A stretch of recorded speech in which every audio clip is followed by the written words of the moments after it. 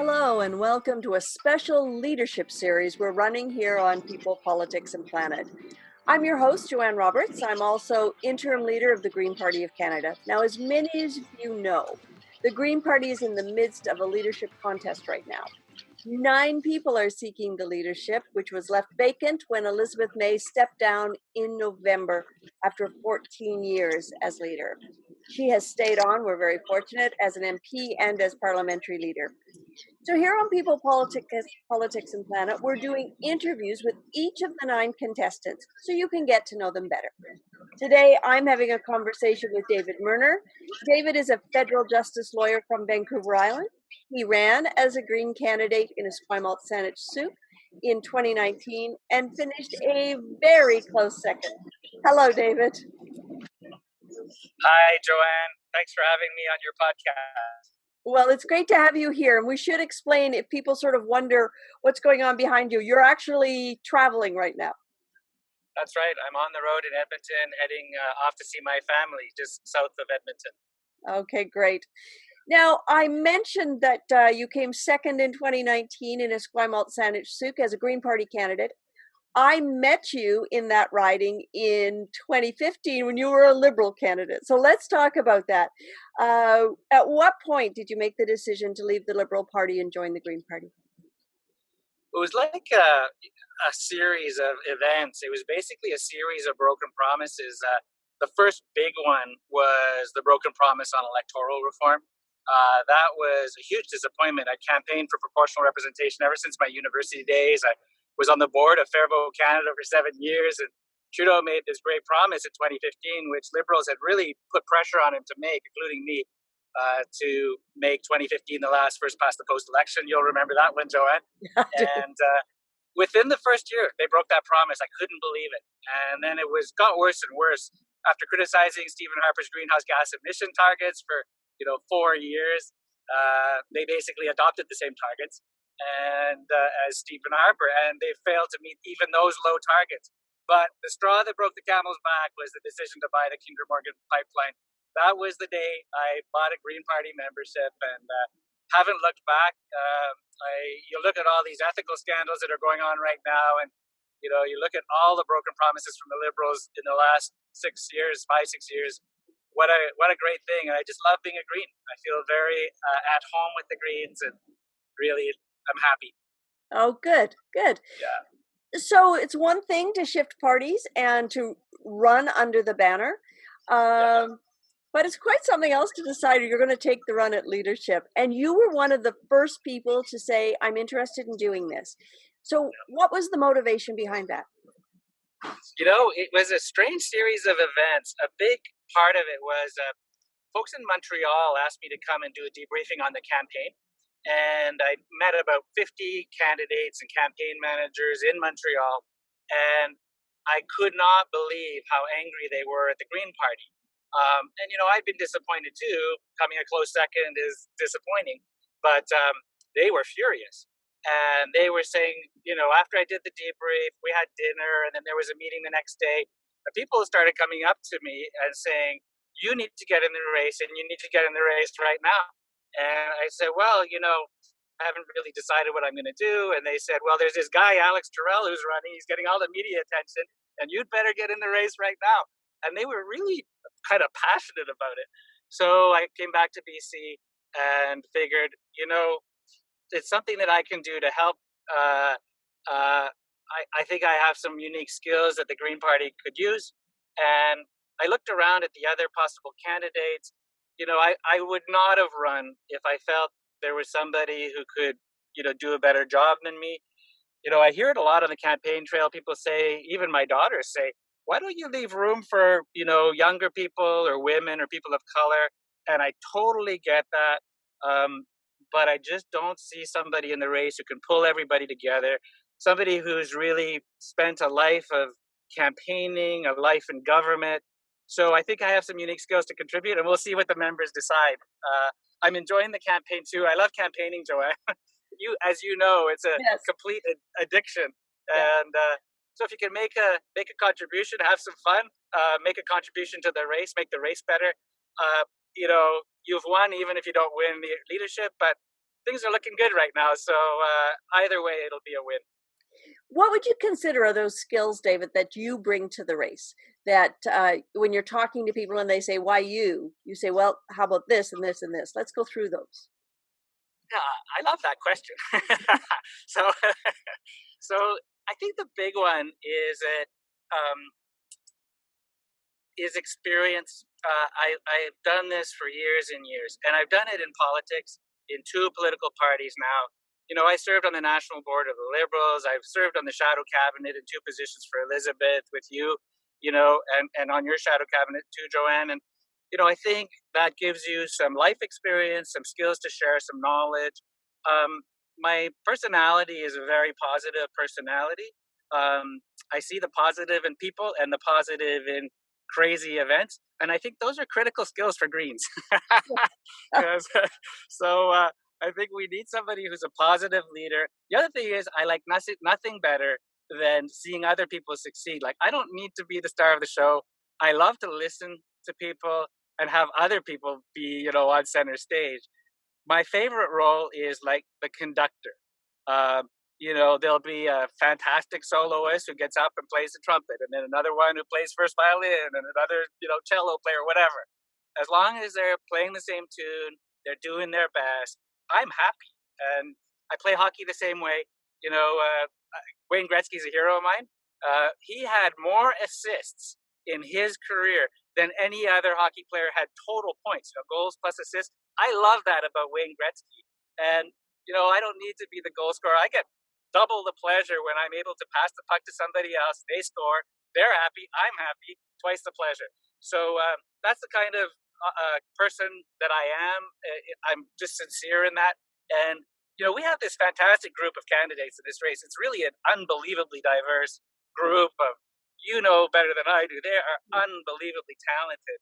And if we could just get them all to be rock stars, win their seats and everything, we'll be on our way. We'll transform the Green Party, and we'll transform Canadian politics too. The other thing, you haven't mentioned it, but it's certainly been obvious in the debates and town halls, is your comfort in both languages. Yeah, that incident in Montreal, or that weekend in Montreal, where people were coming up to me, I think the main reason is, I can connect with people in both languages. And I played a lot of hockey when I lived in Ottawa. I worked at the Department of Justice, litigated in English and French. I did my bar admission course in Ontario for the Ontario bar, entirely in French. So I have legal French and I have hockey French, and I think that connects with people. And if we don't have a perfectly bilingual Green Party leader, we are going to lose seats that we could win in New Brunswick, in Quebec, Eastern Ontario, maybe. Even you would know this better than me, but maybe even the French shore of Nova Scotia, right. Maybe San Boniface in Manitoba. So it matters. It really matters to have a perfectly bilingual leader, not somebody who, is learning on the job. And I really see that as one of the reasons I got in the race, is the folks in Montreal were saying, you need to jump in and you need to do it right now. So let's go back to when you were growing up, and when you were a child, what did you want to be when you grew up?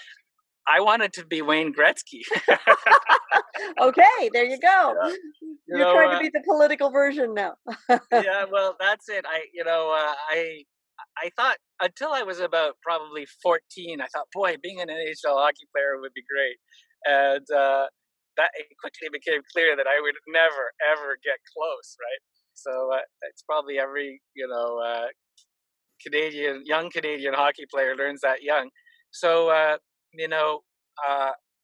it didn't come to pass, but there's lots of other ways. One of the reasons, this might sound a bit like Pollyanna, but one of the reasons I loved hockey is I felt that this is something that Canada does that no other country does as well. And, it's kind of this unique thing, kind of like New Zealand playing rugby. And I hope this doesn't alienate too many Greens, but it's like the Liberal Party in the 1900s winning majority governments. No other party in the history of Western democracy won as many governments as the federal Liberals. So there's some lessons to be learned from New Zealand and rugby and, Canada and hockey. But what I thought is, if I can contribute to Canadian politics, if I can help build our country, it's even better than being on the national hockey team. So it's a bit of a long answer, and it's one of the reasons I love politics. Is I believe it's crucial to the future of our country. It's a way of building for all, and if you can't make it in the NHL, being a leader of the Green Party would be even better. Okay, so let's look at that was a hero for you, but if you look at who has shaped your view of the world, is there someone you would say that really had an influence on the David Merner view of the world? That's a really good question. My parents have had a huge impact on my life, and in a couple of ways. One of the reasons I'm so bilingual is that from a young age, they said every Canadian should be bilingual. And they believed in this vision of bilingual Canadians. And so they make a point of sending us to French schools. And I did that with my kids too. And I think it is important. Not everybody is lucky enough, but we lived a lot in places like Ottawa where it was possible to do that. And, when I lived in Victoria and where I live now, Saanich, we have great public schooling in French, and my kids went there too. So I was very fortunate with parents who cared about that. They also cared about education, and that was a huge part of my life. Was Yeah. being really serious about getting an excellent education, and having parents who would help with that was essential. Again, we've tried to do that for our kids. Make sure that they are able to get an education, and that does take, especially now with university fees being so outrageously high, it takes a sacrifice, and my parents sacrificed for us. What about your goals for the party, David? I mean, let's face it, we are a political party. In order to have influence, we have to win more seats. How do you propose to increase the number of seats the party can win? Two things.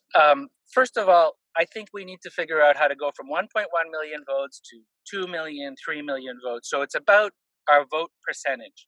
Mm, Um, I think in the last couple of weeks of the campaign, voters look and say, how is the party doing? How's it doing in the polls?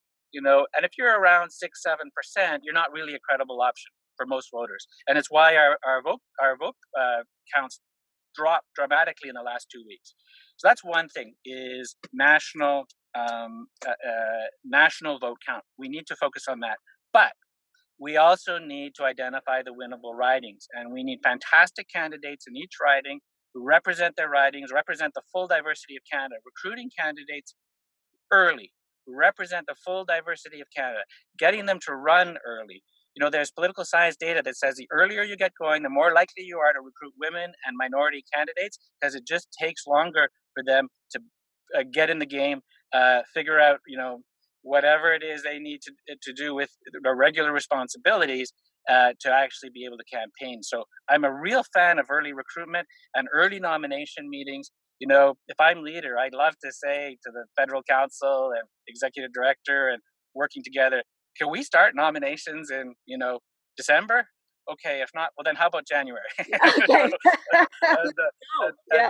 let's get rolling, because if you start early, like this, Joanne, I started knocking on doors in December 2018. We knocked on doors for 10 months, really 10 and a half months, until the October 2019 election. It was crucial to us doing so well.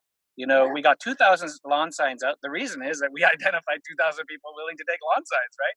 Yeah. And we built our volunteer base up to 200 people early. My motto in politics is start first, work hardest, and work smartest. If we do those three things, we're going to win a ton of seats and really grow as a party.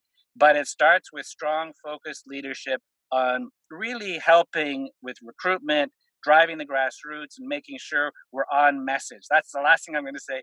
If we meander around talking about abortion or separatists in Quebec or racists in New Brunswick or all these different things we got dragged into, this is not a criticism of anybody. It's just the NDP were smart in dragging us into these different things. Then we're not going to perform.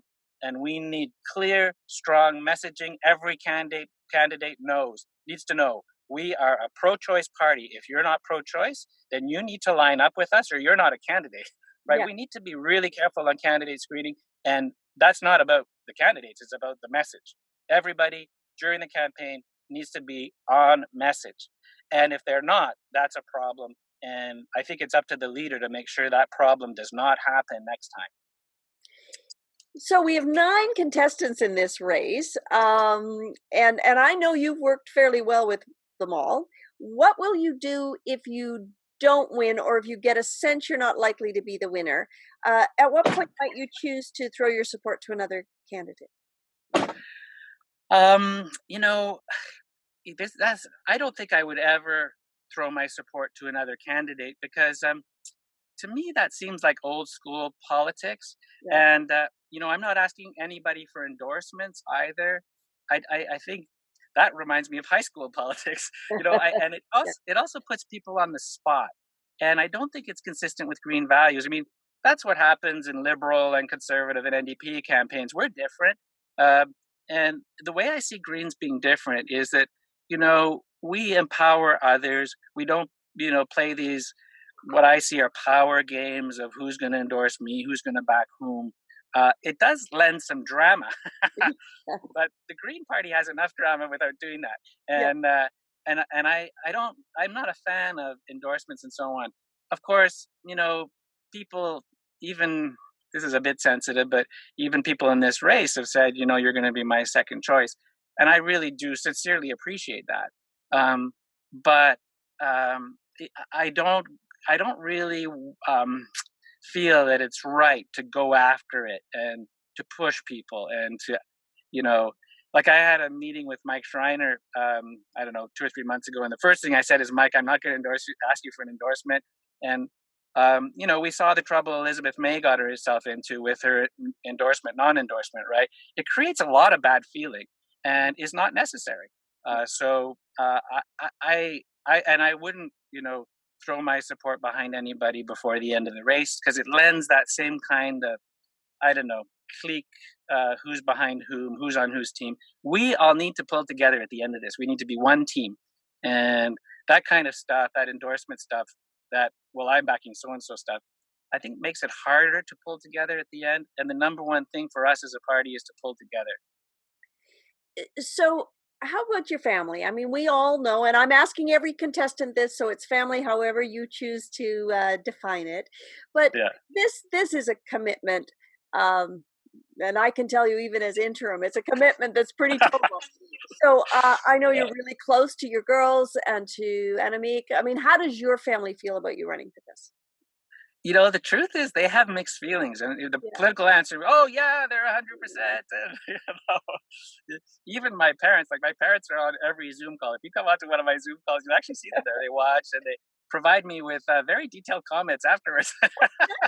but but even at the start of it, my parents, who are on all these calls, said to me, "Are you crazy? Do you really want to do this? I mean, it's going to be such a huge job." And they are right. I mean, we have a ton of repair work to do inside the Green Party before we're really a competent, strong, seat-winning organization. Yeah. Um, I think we have a lot of work to do. I mean, I heard that in Montreal from those 50 candidates and campaign managers. So, and I've heard it across the country. I traveled in February and March, and I've heard from so many people that we need deep change. And we could talk about what that is. But back to the family. And my daughter, as I mentioned earlier, they were saying, Dad, maybe it's time for a younger woman. I'm surrounded by 5 feminists, my 4 daughters and my wife. So, I know you, so that's very true statement. Yeah. yeah.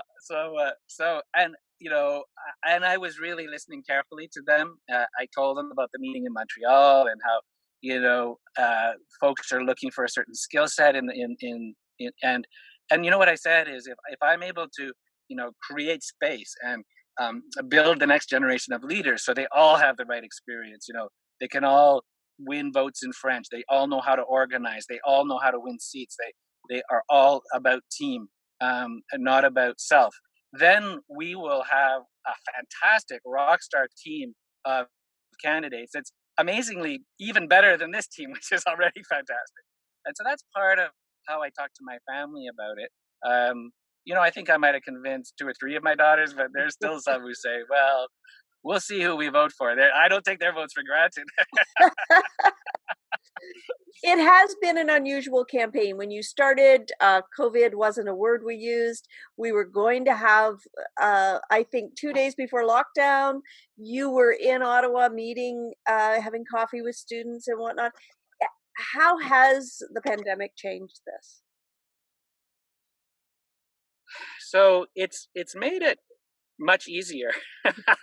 And I know I shouldn't be saying this, but I was traveling the country and working really hard. Like I started in February. I visited, I think, 8 campus clubs. I'm a total believer in connecting with young Greens. I'm the only candidate who's done that. I traveled, the trip. I Vancouver, Calgary, Regina, Winnipeg, Thunder Bay, flew to Ottawa, went to Montreal, started working my way back through the Ottawa Valley, made it as far as Cobourg, stopping all along the way, Kingston, Cobourg. So I was really on, every day, new town, new green group, and then COVID-19 struck. So since then, it's almost been like a vacation. Zoom is so easy. I love these town hall meetings that you set up this past week. Fantastic. The back-to-back is great by me. This is how you actually have to campaign. You've heard this. Barack Obama says it's 90% perspiration and 10% inspiration in politics. And we've got to get out there and perspire. And people need to see that this is how you win campaigns, whether it's a local riding campaign or a national campaign. It's about hard work, number one. Yeah. And so I'm actually really looking forward to getting on the road again. We're monitoring what the COVID-19 rules are very, very closely. I've had a few in-person events on Vancouver Island. We're very lucky there, and on Salt Spring Island. BC is pretty flexible. Alberta is very flexible. In fact, I think they're too flexible. We're going to do some campaign events here in Alberta, but we're going to be much stricter than the Alberta rules. Socially distance, everybody wearing masks, everybody 2 meters apart, very strict. So we're going to start doing the face-to-face campaigning again. It's controversial even within my team. They're quite anxious about it because we want to be really careful. But I also think face-to-face is so important in politics.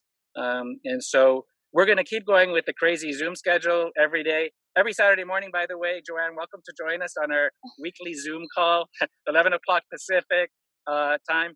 And so I think the candidate that works hardest, if the candidate that works hardest gets elected as leader, I'm going to be very happy. Okay, so here's the final question then. If you're chosen as leader, how important would it be to seek a seat in the House of Commons? I mean, would you go anywhere in the country if there was a by-election? If there was a by-election, it would really depend on what the advice of, federal council, the staff, the professional pollsters. I really am a believer in listening. And so I would listen. What do the polls say? What do our communications people say?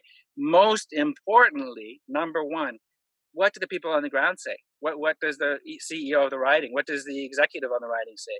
What do people who know what's going on the ground tell me? And you pull that all together, make a judgment call. Just so we're perfectly clear, I'd be the guy making the call if I was leader. Yep. Because that's a personal thing.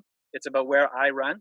And but I would listen to everybody, and then I'd make the judgment call on whether to run there or not. My instinct, by the way, is I would love to run. I love campaigning, and if there's a riding that's possibly winnable, where a fantastic campaign would do it, I'd do it.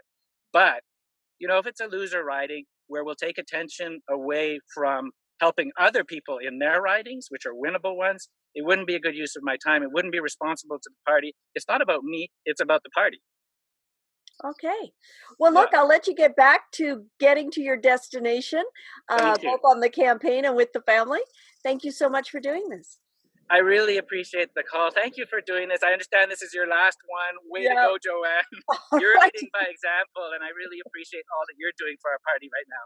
Well, thank you. I look forward to being able to shake the hand of the new leader on the 3rd of October. Yeah, thanks very much, Joanne. I hope it's me. David Merner. David Merner is a federal justice lawyer from Vancouver Island. Now, we are interviewing all 9 contestants in this leadership race in both French and English. I'm Joanne Roberts, and I want to thank you for listening to People, Politics, and Planet. It is produced by the Green Party of Canada with technical assistance from JP Davidson from Pop-Up Podcasting.